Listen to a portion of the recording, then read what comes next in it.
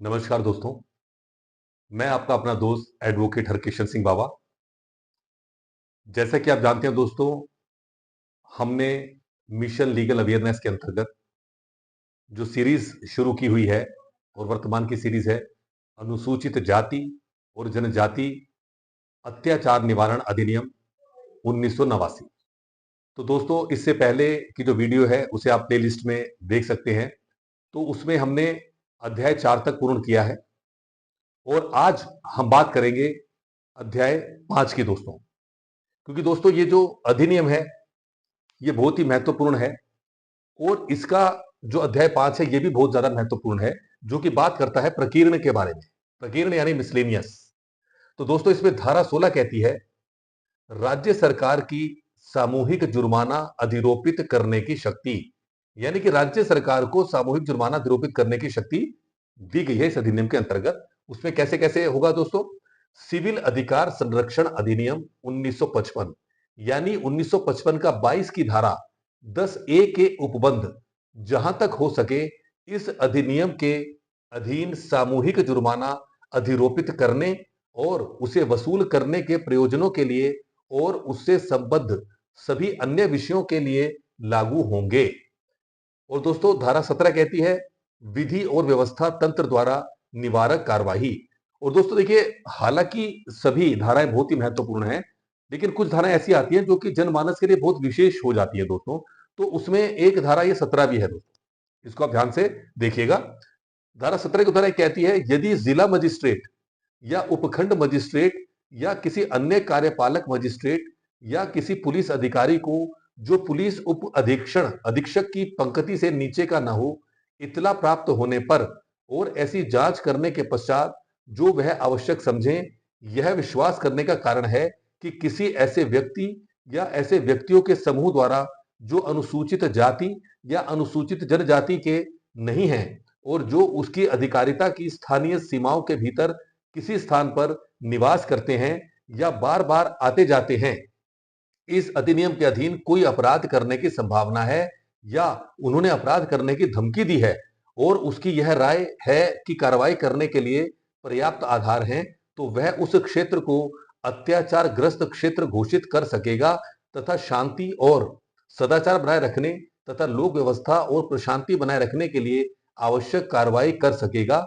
और निवारक कार्रवाई कर सकेगा। तो यानी कि देखिए दोस्तों, जिला मजिस्ट्रेट साहब, उपखंड मजिस्ट्रेट साहब, अन्य जो भी कार्यपालक मजिस्ट्रेट साहब हैं या पुलिस अधिकारी हैं जो पुलिस उप निरीक्षक उप अधीक्षक की पंक्ति से नीचे के नहीं होंगे दोस्तों, उनको ये एक शक्ति प्रदान कर दी गई है कि यदि उन तक कोई ये सूचना प्राप्त होती है कि जो भी स्थान है, कोई भी स्थान हो, वहां पर यदि उन्हें ये सूचना प्राप्त होती है कि अनुसूचित जाति या अनुसूचित जनजाति के लोगों के ऊपर कोई अत्याचार हो सकता है या वहां पर कोई घटना घटित हो सकती है, तो उस संबंध में इनको शक्तियां दी गई हैं, वो अपनी शक्तियों का वहां पर इस्तेमाल कर सकते हैं वहां पर शांति बनाए रखने के लिए। और दोस्तों, अब हम बात करेंगे उपधारा 2 की। संहिता के अध्याय 8, अध्याय 10 और अध्याय 11 के उपबंध जहां तक हो सके उपधारा 1 के प्रयोजनों के लिए लागू होंगे।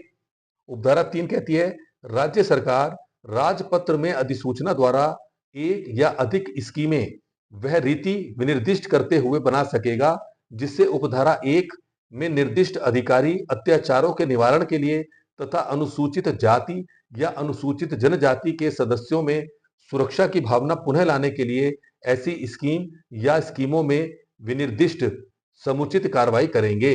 यानी कि दोस्तों, आप ये देख लीजिए, जो राज्य सरकार जो है जिनको भी अपने राजपत्र में अधिसूचना द्वारा ये शक्तियां देगी, तो इसका सिर्फ एक ही मकसद है दोस्तों इन सब धाराओं का। खास तौर से हम बात करें, अगर धारा 17 की बात कर रहे हैं, कि जो भी अनुसूचित जाति या जनजाति क्षेत्र हैं जहां पर उनकी संख्या है या वो जो स्थान है, अगर वहां पर कोई भी अंदेशा भी होता है कि घटना घट सकती है अत्याचार से संबंधित, जो कानून का वायलेशन होने की संभावना या अधिनियम का उल्लंघन हो सकता है, तो वहां पर वो यथासंभव लोक शांति बनाने के लिए अपना प्रयास करेंगे। और दोस्तों, अब हम आपको बताएंगे धारा 18 के बारे में।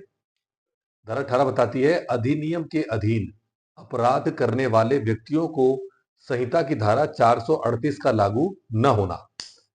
संहिता की धारा 438 की कोई बात इस अधिनियम के अधीन कोई अपराध करने के अभियोग पर किसी व्यक्ति की गिरफ्तारी के किसी मामले के संबंध में लागू नहीं होगी। तो यानी दोस्तों इसमें साफ बता दिया गया है कि जो इस अधिनियम के अधीन अपराध करने वाला व्यक्ति होगा उस पर संहिता की धारा 438 लागू नहीं होगी। इसके साथ साथ दोस्तों अब बात करते हैं धारा 18A की, किसी जांच का अनुमोदन का आवश्यक ना होना। उपधारा एक कहती है इस अधिनियम के प्रयोजनों के लिए बिंदु ए किसी ऐसे व्यक्ति के विरुद्ध प्रथम इत्तला रिपोर्ट के रजिस्ट्रीकरण के लिए किसी प्रारंभिक जांच की आवश्यकता नहीं होगी, या बिंदु बी किसी ऐसे व्यक्ति की गिरफ्तारी यदि आवश्यक हो से पूर्व अन्वेषक अधिकारी को किसी अनुमोदन की आवश्यकता नहीं होगी। जिसके विरुद्ध इस अधिनियम के अधीन किसी अपराध के किए जाने का अभियोग लगाया गया है और उस दशा में इस अधिनियम या संहिता के अधीन उपबंधित प्रक्रिया से भिन्न कोई प्रक्रिया लागू नहीं होगी। और दोस्तों उपधारा 2 कहती है किसी न्यायालय के किसी निर्णय या आदेश या निर्देश के होते हुए भी संहिता की धारा 438 के उपबंध इस अधिनियम के अधीन किसी मामले को लागू नहीं होंगे। अब दोस्तों बात करेंगे धारा 19 की। इस अधिनियम के अधीन अपराध के लिए दोषी व्यक्तियों को संहिता की धारा 360 या अपराधी परिवीक्षा अधिनियम के उपबंध का लागू न होना। संहिता की धारा 360 के उपबंध और अपराधी परिवीक्षा अधिनियम 1958 यानी 1958 का 20 के उपबंध 18 वर्ष से अधिक आयु के ऐसे व्यक्ति के संबंध में लागू नहीं होंगे जो इस अधिनियम के अधीन कोई अपराध करने का दोषी पाया जाता है। अब दोस्तों बात करेंगे धारा 20 की, अधिनियम का अन्य विधियों पर अध्यारोही होना। इस अधिनियम में जैसा अन्यथा उपबंधित है उसके सिवाय इस अधिनियम के उपबंध तत्समय प्रवृत्त किसी अन्य विधि या किसी रूढ़ी या प्रथा या किसी अन्य विधि के आधार पर प्रभाव रखने वाले किसी लिखत में उससे असंगत किसी बात के होते हुए भी प्रभावी होंगे। अब दोस्तों हम बात करेंगे धारा 21 के बारे में, अधिनियम का प्रभावी क्रियान्वयन सुनिश्चित करने का सरकार का कर्तव्य। देखिए दोस्तों मैं सभी धाराओं को लगातार पढ़ा रहा हूं और सभी अध्यायों को, लेकिन आपने ध्यान दिया होगा मैं कुछ धाराओं पर विशेष ध्यान आकर्षित करने की कोशिश कर रहा हूं। उसका कारण है दोस्तों क्योंकि अधिनियम के अंदर कुछ धाराएं ऐसी हैं अगर हम उसको समझ गए तो पूरा अधिनियम हमारे मन मस्तिष्क में बैठ जाएगा दोस्तों। अब देखिए उसी प्रकार से धारा जो 21 है वो इसी के बारे में है जो मैं बता रहा हूं कि इसको ध्यान से आप देखिएगा। जो क्या सुनिश्चित करती है, अधिनियम का प्रभावी क्रियान्वयन सुनिश्चित करने का सरकार का कर्तव्य। उपधारा एक कहती है दोस्तों राज्य सरकार ऐसे नियमों के अधीन रहते हुए जो केंद्रीय सरकार इस निमित्त बनाए इस अधिनियम के प्रभावी क्रियान्वयन के लिए ऐसे उपाय करेगी जो आवश्यक हो। उपधारा 2 कहती है दोस्तों विशिष्टतया और पूर्वगामी उपबंधों की व्यापकता पर प्रतिकूल प्रभाव डाले बिना ऐसे उपायों के अंतर्गत निम्नलिखित हो सकेगा। बिंदु 1 कहता है ऐसे व्यक्तियों को जिन पर अत्याचार हुआ है न्याय प्राप्त करने में समर्थ बनाने के लिए पर्याप्त सुविधाओं की जिसके अंतर्गत विधिक सहायता भी है व्यवस्था। बिंदु 2 कहता है दोस्तों इस अधिनियम के अधीन अपराध के अन्वेषण और विचारण के दौरान साक्षियों जिनके अंतर्गत अत्याचार से पीड़ित व्यक्ति भी हैं यात्रा और भरण पोषण के व्यय की व्यवस्था। और दोस्तों बिंदु 3 कहता है अत्याचारों से पीड़ित व्यक्तियों के आर्थिक और सामाजिक पुनरुद्धार की व्यवस्था। बिंदु 4 कहता है इस अधिनियम के उपबंधों के उल्लंघन के लिए अभियोजन प्रारंभ करने या उनका पर्यवेक्षण करने के लिए अधिकारियों की नियुक्ति। बिंदु 5 कहता है ऐसे समुचित स्तरों पर जो राज्य सरकार ऐसे उपायों की रचना या उनके क्रियान्वयन के लिए उस सरकार की सहायता करने के लिए ठीक समझे समितियों की स्थापना करना। और दोस्तों बिंदु 6 कहता है इस अधिनियम के उपबंधों के बेहतर क्रियान्वयन के लिए उपायों का सुझाव देने की दृष्टि से इस अधिनियम के उपबंधों के कार्यकरण का समय समय पर सर्वेक्षण करने की व्यवस्था। बिंदु 7 कहता है उन क्षेत्रों की पहचान करना जहां अनुसूचित जाति और अनुसूचित जनजाति के सदस्यों पर अत्याचार होने की संभावना है और ऐसे उपाय करना जिससे ऐसे सदस्यों की सुरक्षा सुनिश्चित हो सके। और दोस्तों उपधारा 3 कहती है केंद्रीय सरकार ऐसे उपाय करेगी जो उपधारा 1 के अधीन राज्य सरकारों द्वारा किए गए उपायों में समन्वय करने के लिए आवश्यक हो। और उपधारा 4 कहती है दोस्तों केंद्रीय सरकार प्रत्येक वर्ष संसद के प्रत्येक सदन के पटल पर इस धारा के उपबंधों के अनुसरण में स्वयं उसके द्वारा और राज्य सरकारों द्वारा किए गए उपायों के संबंध में एक रिपोर्ट रखेगी। तो दोस्तों अब देखिए आप, मैं यही कहना चाहता हूं कि राज्य सरकार को और केंद्र सरकार को नियम बनाने की एक शक्ति दी गई है ताकि जो ये अधिनियम है अनुसूचित जाति और जनजाति अत्याचार निवारण अधिनियम 1989 इसको सुचारू रूप से चलाया जा सके दोस्तों। और दोस्तों अब आपको हम बताएंगे धारा 22 के बारे में। धारा 22 बताती है सद्भाव पूर्वक की गई कार्रवाई के लिए संरक्षण। यानी कि दोस्तों इसमें सीधा तौर पर यह बता दिया गया है कि सद्भाव पूर्वक जो कार्रवाई की जाती है वो चाहे जो भी डिपार्टमेंट्स हैं, चाहे राज्य सरकार है या केंद्र सरकार है, उस संबंध में ये हमें धारा 22 बताती है। इसमें बताया गया है इस अधिनियम के अधीन सद्भाव पूर्वक की गई या की जाने के लिए आशयित किसी बात के लिए कोई भी वाद, अभियोजन या अन्य विधिक कार्यवाही केंद्रीय सरकार के विरुद्ध या राज्य सरकार या सरकार के किसी अधिकारी या प्राधिकारी या किसी अन्य व्यक्ति के विरुद्ध नहीं होगी। अब दोस्तों धारा 23 कहती है नियम बनाने की शक्ति। इसकी उपधारा 1 कहती है केंद्रीय सरकार राजपत्र में अधिसूचना द्वारा इस अधिनियम के प्रयोजनों को कार्यान्वित करने के लिए नियम बना सकेगी। तो यानी दोस्तों इसमें देखिए केंद्रीय सरकार को बहुत पावर दी गई है किसके लिए? नियम बनाने के लिए। और दोस्तों धारा 2 कहती है इस अधिनियम के अधीन बनाया गया प्रत्येक नियम बनाए जाने के पश्चात यथाशीघ्र संसद के प्रत्येक सदन के समक्ष जब वह सत्र में हो कुल 30 दिन की अवधि के लिए रखा जाएगा। वह अवधि एक सत्र में अथवा 2 या अधिक अनुक्रमिक सत्रों में पूरी हो सकेगी।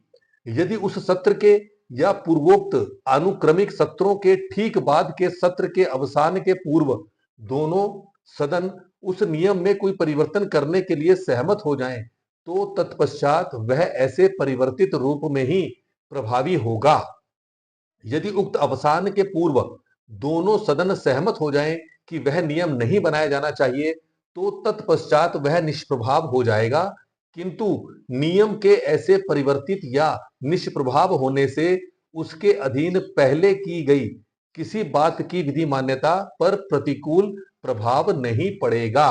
तो यानी कि दोस्तों जो धारा 23 है इसमें केंद्र सरकार की शक्ति के बारे में ये बता दिया गया है और संसद के बारे में बता दिया गया है कि इनकी दोस्तों एक महत्वपूर्ण भूमिका है। किसकी? केंद्र सरकार और संसद की दोस्तों। तो दोस्तों ये जो पूरा हमारा अधिनियम है अनुसूचित जाति और अनुसूचित जनजाति अत्याचार निवारण अधिनियम 1989, इसमें दोस्तों जो 23 धारा है वो ये मैं आपको बताई हैं। और दोस्तों अब हम आपको बताएंगे इसकी अनुसूची के बारे में।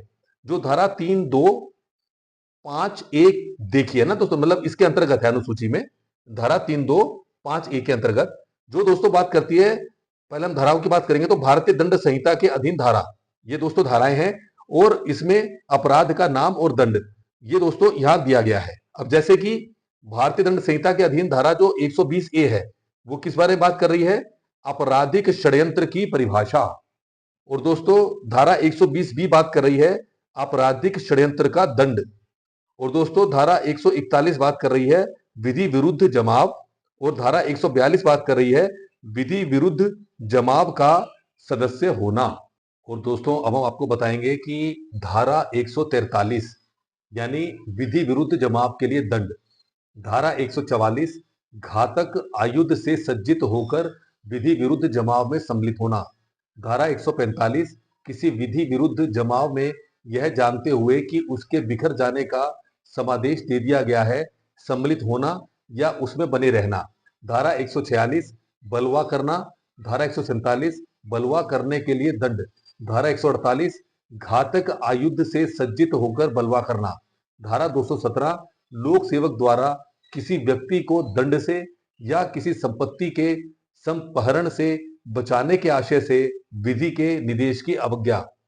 धारा 319 उपहति, धारा 320 घोर उपहित, धारा 323 स्वेच्छता उपहति कारित करने के लिए दंड, धारा 324 खतरनाक आयुधों या साधनों द्वारा स्वेच्छया उपहति कारित करना, धारा 325 स्वेच्छया घोर उपहति कारित करने के लिए दंड, धारा 326 भी स्वेच्छया अम्ल फेंकना या फेंकने का प्रयत्न करना, धारा 332 लोक सेवक को अपने कर्तव्य से भयोपरत करने के लिए स्वेच्छया उपहति कारित करना, धारा 341 सदोष अवरोध के लिए दंड, धारा 354 स्त्री की लज्जा भंग करने के आशय से उस पर हमला या आपराधिक बल का प्रयोग, धारा 354 ए लैंगिक उत्पीड़न और लैंगिक उत्पीड़न के लिए दंड, धारा 354 बी विवस्त्र करने के आशय से स्त्री पर हमला या आपराधिक बल का प्रयोग, धारा 354 सी